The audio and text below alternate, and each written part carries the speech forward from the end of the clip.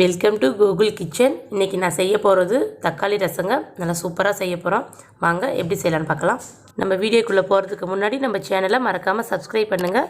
பக்கத்தில் இருக்கிற bell button all click கொடுங்க.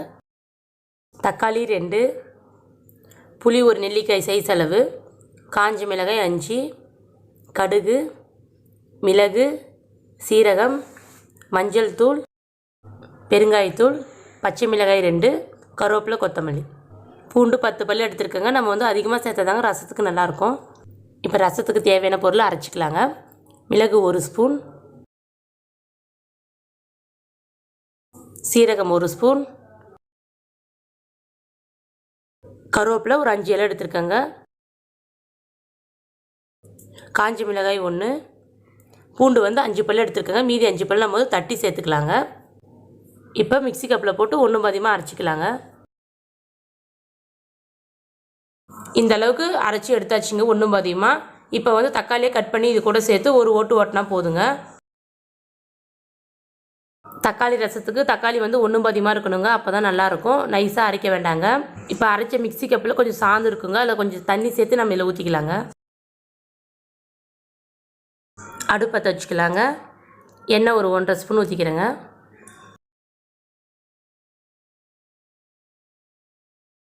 கடுகு உளுந்து கொஞ்சம் போட்டிருக்கேங்க. தோலோட தட்டி வச்சுருக்க பூண்டு 5 பல் போட்டிருக்கேங்க. பச்சை மிளகாய் 2,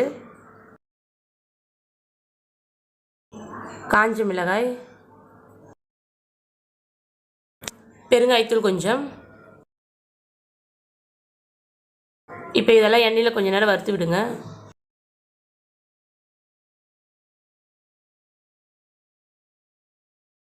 மஞ்சள் தூள் கொஞ்சம். இப்போ கரைச்ச புளி தண்ணியை சேர்த்துக்கலாங்க.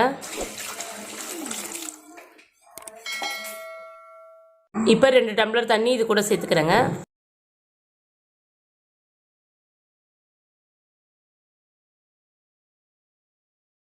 இப்போ அரைச்சி எடுத்துருக்க தக்காளி, மிளகு, சீரகத்தெல்லாம் இதில் நம்ம ஊற்றிக்கலாங்க.